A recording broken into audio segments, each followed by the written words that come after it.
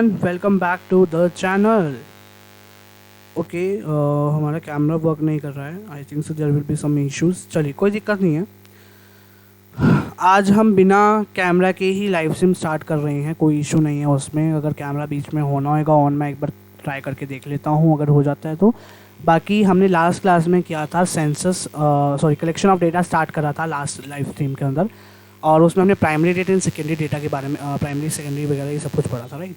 आज हम स्टार्ट करने वाले हैं कलेक्शन ऑफ डेटा। जैसे हमने चैप्टर नंबर 1 में पढ़ा था कि हम डेटा को कलेक्ट करते हैं, राइट। अब डेटा को कलेक्ट करते हैं भैया, तो हमें सबसे पहले हमने चैप्टर 1 में हमने पढ़ा था कि यहाँ पे स्टेजेस होते हैं कलेक्शन में सीधा मैंने आपको बोला कि यहाँ पे हम देखते हैं जो हमने कलेक्ट करा है डेटा को प्राइमरी और सेकेंडरी से, और फिर उसको हम देखते हैं, चेक करते हैं सेंसस और सैंपल टेक्निक के हेल्प से। तो वही चीज़ यहाँ पे आ रहा है कलेक्शन ऑफ डेटा में sample and census of sample method. Collection of data, census and sample method. अब ये भैया देखो, आपका ना मैं टीआर जैन के अकॉर्डिंग चलता हूँ, तो उसी के अकॉर्डिंग मैं आपको बताता हूँ कि आपका जो ये चैप्टर, वैसे अगर हम देखें टीआर जैन के अकॉर्डिंग तो चैप्टर नंबर 3 है, लेकिन अगर हम संदीप गर्ग देखें तो उसमें ये एक चैप्टर कंबाइंड है कलेक्शन ऑफ डेटा का पूरा, ठीक है। तो मैं आपको टीआर जैन के अकॉर्डिंग करा रहा हूँ। अब यहाँ पे कहते हैं स्टैटिस्टिक्स में सबसे पहली अप्रोच आती है सेंसस मैथड और दूसरा आता है सैंपल मैथड। अब हमने ये ना चैप्टर नंबर 1 में भी बात करी थी यूनिवर्स और पॉपुलेशन और सैंपल की, राइट। जब मैंने आपको बताया था कि यहाँ पे एक पॉपुलेशन होती है, उसमें से हम कुछ लेते हैं तो वो हमारा क्या कहलाता है, सैंपल कहलाता है ना। तो वही चीज़।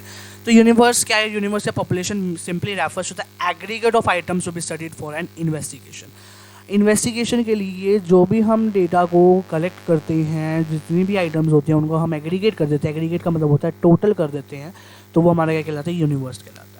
सेंसस मेथड एक ऐसा मेथड होता है जिसके अंदर डेटा को कलेक्ट किया जाता है जो कवर करता है हर एक आइटम ऑफ द यूनिवर्स को या पॉपुलेशन को, जो कि रिलेट होता है to the problems under the investigation, जैसे सेंसस ऑफ इंडिया को किया जाता है। सुटेबिलिटी की बात करें तो स्मॉल साइज ऑफ पॉपुलेशन जो है उसमें सुटेबल होता है, मतलब काम किया जाता है। वाइडली डाइवर्स आइटम्स के अंदर यूज़ किया जाता है। रिक्वायरमेंट ऑफ इंटेंसिव मतलब यहाँ पे रिक्वायरमेंट पड़ती है intensive examination of different items की। हाई डिग्री और ऑफ एक्यूरेसी एंड रिलेबिलिटी रहती है।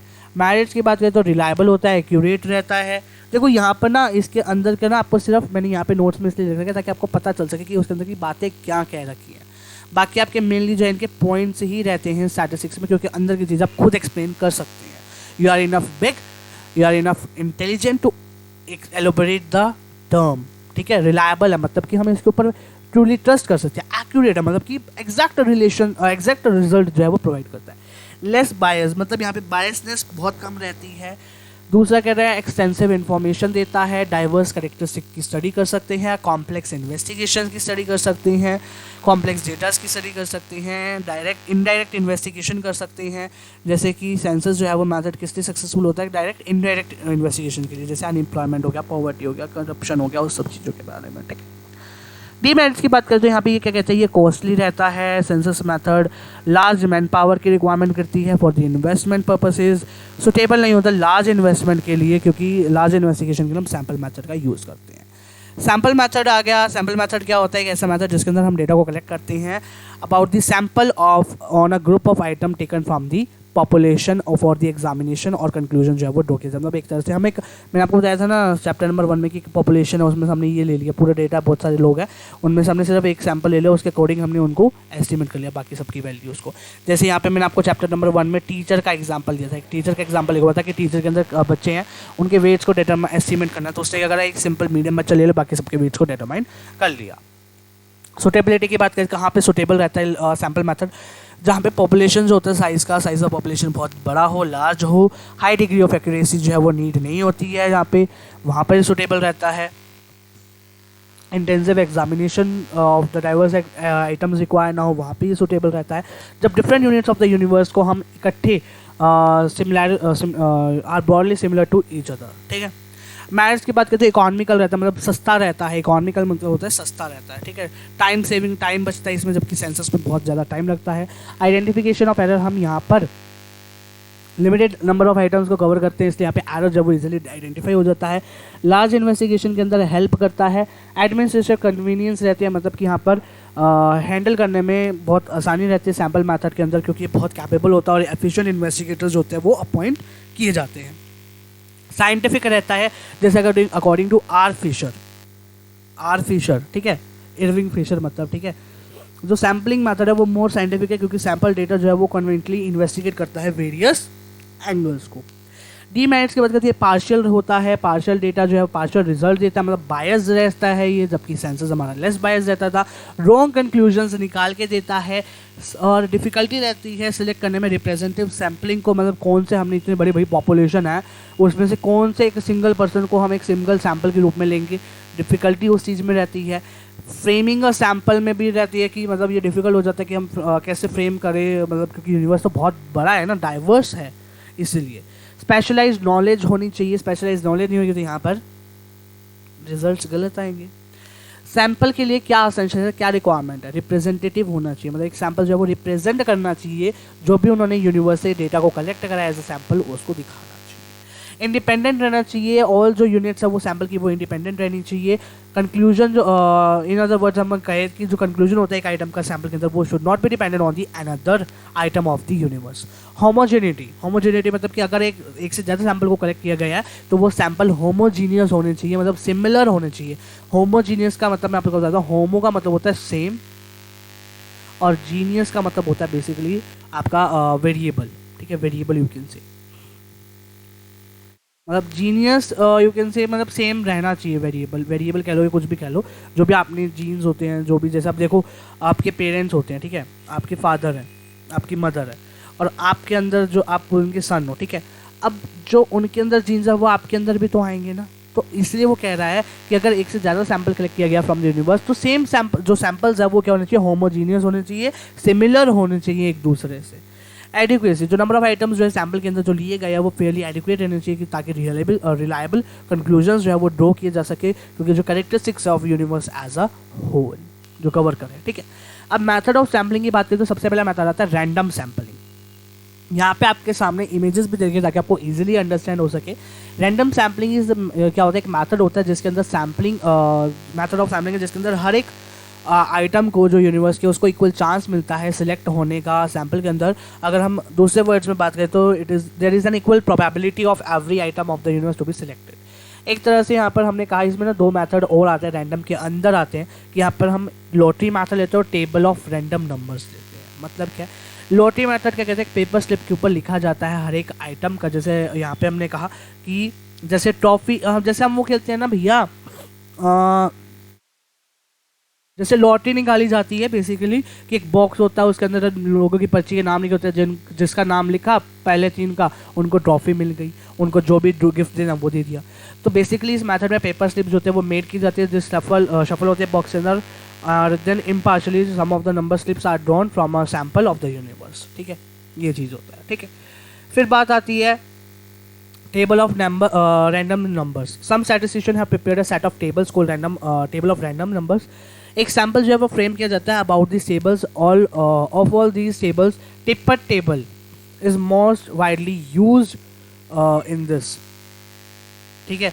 अब जैसे कि यहाँ पर क्या है, देखो यहाँ पे हमने कहा कि 1 2 3 4 है, उसमें से हमने 2 को ले लिया, फिर हमने कहा 5 6 7 8 है तो उसमें से हमने 5 को लिया, फिर हमने 8 को लिया, फिर 9 10 11 12 उसमें से हमने 11 को लिया, ठीक है। तो ये क्या हुआ, टेबल ऑफ रैंडम नंबर्स हुआ।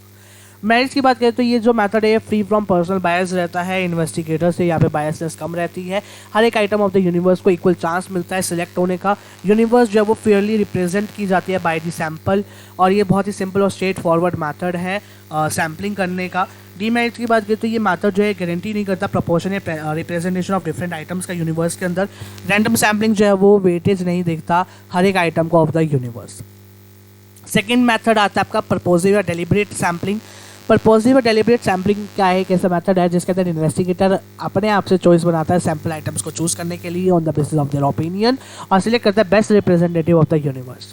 इसलिए जो मेथड ऑफ सैम्पलिंग है उसके अंदर selection of the sample item is not only left to the chance factor, it is made by the choices as well. जैसे अगर मान लो कि एक क्लास है, क्लास के अंदर हमें एक मॉनिटर बनाना है, तो कोई जो टीचर्स होते हैं, मैं वैसे कुछ अपनी बुराई नहीं कर रहा या किसी की भी कोई बुराई नहीं करना चाहता, पर मैं तुम्हें बस एक एग्जांपल दे दूँगी। जैसे अगर कई बार होता है ना ऐसा कि कुछ टीचर्स होते हैं जिनको जो फेवरेट होता है बच्चा उन्हीं कोई बना देते जबकि कोई और उसके लिए बना होता है उस पोजीशन के लिए, राइट। मेरिट्स की बात करें तो यहाँ पे कहते हैं कि मेथड जो होता है वो फ्लैक्सिबल होता है ताकि हम इंक्लूजन निकाल सकें उन आइटम्स का बेसिकली, सैम्पल के अंदर से जो कि स्पेशल सिग्निफिकेंस के होते हैं। फिर कहते हैं यहाँ पे सिलेक्शन ऑफ आइटम्स जो है वो डिलीवरी ट्यून रहते हैं to the purpose of the study, जिस बारे में हमें स्टडी करना है उसके बारे में हमें रिजल्ट जो है वो प्रोवाइड करते हैं। बहुत ही सिंपल टेक्निक है सिलेक्शन करने की सैम्पल आइटम्स के। डिमेरिट्स क्या है कि यहाँ पर पर्सनल बायसनेस करी जा सकती है जब हम आइटम्स को सिलेक्ट कर रहे हैं। Because of the possibility of personal biasness यहाँ पर रिलेबिलिटी जो होती है रिजल्ट की वो डाउटफुल बन जाती है। स्ट्रैटिफाइड और मिक्स सैम्पलिंग की बात करते हैं, ये मेथड ऑफ सैम्पलिंग जो है वो जनरली अडॉप्ट किया जाता है जब पॉपुलेशन कंसिस्ट करते हैं different groups with different characteristics की। इस मेथड के अकॉर्डिंग जो पॉपुलेशन होती है उसको हम डिवाइड कर देते हैं डिफरेंट स्ट्रैटा के अंदर, having different characteristics of the items are selected from each stratum so that the entire population gets represented. मतलब मान लो कि अगर यहाँ पर ये रूरल वाले हैं लोग, यहाँ पे अर्बन वाले लोग हैं, तो इन दोनों को अलग रखा जाता है ताकि हम अलग अलग से उसको निकाल सके, किस चीज़ को, डेटा को और सैम्पल को निकाल सके। मैरिज की बात करते हैं, ये पूरे डाइवर्स को कवर करता है, different characteristic of the population को। On the basis of diverse characteristic of the population एक कंपैरेटिव एनालिसिस जो है वो बनाया जा सकता है जो कि पॉसिबल होता है। ये मेथड ऑफ सैम्पलिंग जो है वो ऑफर करता है रिलायबल और मीनिंगफुल रिजल्ट्स को भी। डिमेरिट्स की बात करते हैं, मैथड जो होता है वो सुटेबल होता है तब जब यहाँ पर कंप्लीट नॉलेज हो about the diverse characteristic of the population, इसलिए यहाँ पे एक लिमिटेड स्कोप निकल के आ जाता है। यहाँ पर बायसनेस की प्रोबेबिलिटी रहती है, पॉसिबिलिटी रहती है, क्योंकि यहाँ पर जब हम क्लासिफिकेशन करें पॉपुलेशन का डिफरेंट स्ट्रैटा के अंदर तब यहाँ पे बायसनेस आ सकती है। ठीक है, फिर उसके बाद आता है कि यहाँ पर कहता है कि जब size of population already small है तो it is difficult to divide the population or the different peoples into the different stratas, into the different categories on the basis of their characteristics। ठीक है, फिर बात आती है सिस्टमैटिक सैम्पलिंग। सिस्टमैटिक सैम्पलिंग क्या कहते हैं, इसमें कहता है कि इस मेथड वो होता है जिसके अंदर पॉपुलेशन जो है वो न्यूमेरिकली, ज्योग्राफिकली और अल्फाबेटिकली अरेंज की जाती है। Every nth item of the number item is selected as a sample item to illustrate. अगर हमने कहा कि अगर 10 में से आउट ऑफ 100 में से 10 बच्चों को सिलेक्ट किया जाता फॉर अ सैम्पल। ठीक है, मेरिट्स की बात करें, मतलब 10 आउट ऑफ का मतलब कि यहाँ पे देखो ये जो टेबल है इसमें हमने कहा कि ये देखो 1 2 3 4 5 6 7 8 9 10 11 12 13 थे। अब मैंने कहा ऊपर वाले में मेरे खड़े हैं 4 5 6 7 खड़े हैं, तो मैंने कहा मैंने पहले वाले को सिलेक्ट करा, फिर मैंने कहा मैं 2 छोड़ के फिर मैं 1 को सिलेक्ट कर रहा हूँ, फिर मैंने 2 को छोड़ के फिर मैंने 1 को सिलेक्ट करा, फिर मैंने 2 को छोड़ा फिर मैंने 1 को सिलेक्ट करा, फिर मैंने 2 को छोड़ा फिर मैंने 1 को सिलेक्ट करा। इस वे में जो है सिस्टमैटिक सैम्पलिंग चलता है। मैंने इनको सबको अरेंज कर दिया, मैंने कहा ये अलग अलग कुछ नहीं है, ये सारे इकट्ठे खड़े होंगे, एक ही सीक्वेंस में खड़े होंगे जो कि एक न्यूमेरिकली, एक ज्योग्राफिकली और एक अल्फ़ाबेटिकली अरेंज किया गया है। ठीक है, या तो उनके रोल नंबर्स के अकॉर्डिंग या तो उनके नंबर्स अल्फ़ाबेट्स के अकॉर्डिंग, जो भी है जैसे भी है वो करा गया है और फिर उसके बाद उनको निकाला गया है, सिलेक्ट किया गया है। और ये जो मेनली सिस्टमैटिक सैम्पलिंग होता है ये आपका एग्जाम्स के अंदर यूज़ किया जाता है जब प्रैक्टिकल होता है और आपकी पूरी क्लास इकट्ठे बैठी होती है ताकि कोई चीटिंग ना हो सके। तो उनमें क्या करते हैं, हम डिवाइड कर देते हैं कि इसको ए सेट मिलेगा, इसको बी सेट मिलेगा, इसको सी सेट मिलेगा। इस वे में होता है, कॉलेजेस में भी ये फॉलो किया जाता है। मेरिट्स की वजह से सिंपल मेथड है, सिंपल सैम्पल जो है इजीली डिटरमाइन हो जाता है। यहाँ पे कोई पर्सनल बायसनेस नहीं निकाली जाती है, इसमें हार्डली कोई पॉसिबिलिटी होती है, बहुत कम होती है। ठीक है, डिमेरिट्स की वजह तो हर एक आइटम जो पॉपुलेशन के अंदर उसको इक्वल चांस नहीं मिलता कि वो सिलेक्ट होएगी, क्योंकि यहाँ पर फर्स्ट आइटम जो है वो सिलेक्ट की जाती है ऑन द रैंडम सैम्पलिंग। अब मान लो फर्स्ट की जगह मैं सेकंड वाले को सिलेक्ट कर लेता, मैंने इसको सिलेक्ट नहीं करा, मैंने इसको सिलेक्ट कर लेता, तो फिर इन दोनों को छोड़ देता, मैं ये वाला आ जाता, तो मतलब हर कोई अलग अलग आ सकता था। क्लियर है, ये बात यहाँ पर चल रही है। फिर कहता है कि if all the items in the population are homogeneous, तो मेथड जो है वो कोई पर्पस ही नहीं है इसका कि अगर सारे एक ही जैसे इक्वल कैटेगरी से बिलोंग करते हैं, इक्वल जहाँ से भी बिलोंग करते हैं। ठीक है, मतलब एक तरह से वो कहना चाहिए इक्वल्स हैं सारे, उनके लिए कोई यहाँ पर हेट्रोजीनियस नहीं है डेटा। हेट्रो मतलब होता है अनइक्वल, होमो है मतलब इक्वल, इक्वालिटी है यहाँ पर, इक्वल है, सेम है, तो वहाँ पर ये कोई काम का नहीं है मेथड। जहाँ पे हेट्रो है वहाँ पे ये काम का मेथड निकल के आता है। फिर आता है कोटा सैम्पलिंग। कोटा सैम्पलिंग में क्या होता है, इस मेथड में पॉपुलेशन को डिवाइड किया जाता है डिफरेंट ग्रुप्स और क्लासेस के according to the characteristic of the population.